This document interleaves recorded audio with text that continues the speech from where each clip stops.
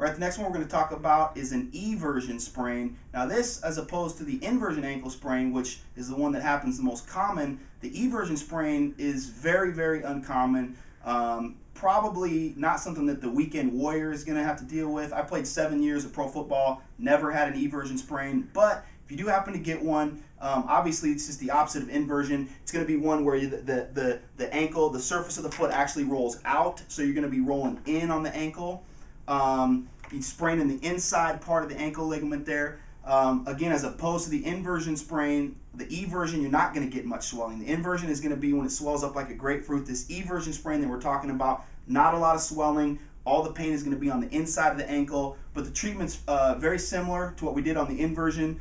Brian will explain here what we're going to do to treat this sprain. Okay, the eversion ankle sprain, the ligament that's insulted and sprained is the deltoid ligament. And the reason it doesn't happen very often is there's a lot more movement capability in inversion, which was the last one we discussed, than there is in eversion. Also, the deltoid ligament is a very, very big ligament in respect to the anterior talofibular ligament that we talked about in inversion.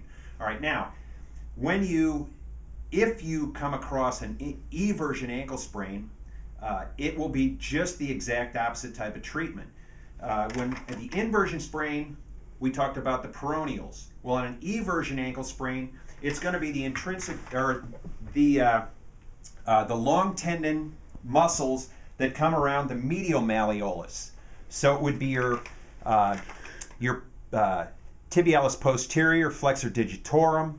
It's going to be these muscles that will run behind the medial malleolus. So from a treatment perspective, it would be very much the opposite of what we just did for an inversion ankle sprain. You can just grab these muscles, come down off the tibia, and you'll find a little shelf. You can drop right off the bottom of that shelf and just press in and then have them move their foot.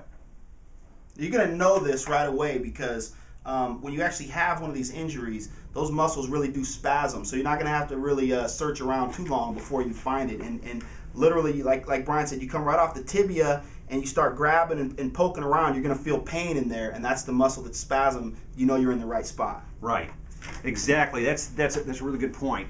What you're looking for is discomfort. Anytime you press into a muscle and there's discomfort or it's hard, you know that there's some type of dysfunction in that specific area. So that's a good place to start. So you can move around in here.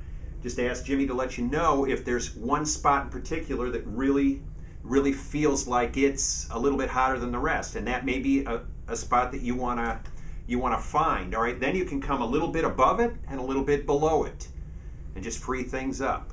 One thing we didn't talk about on the inversion sprain that I want to address here is one of the most important things with ankle injuries is just the movement aspect of it. A lot of times you'll hear a doctor have you do like your ABCs, literally just tracing the alphabet with your toes and get that movement going. A lot of times that's going to free up the joint a little bit, get the blood flow going, and just another important aspect to actually getting the thing to calm down, which is really what you want. Get the inflammation out of there as soon as possible. Right, and you can do the same thing in an eversion ankle sprain also. So it's not just one of those things that you're going to tie into with an inversion ankle sprain. Any ankle sprains, this is a good course of rehab.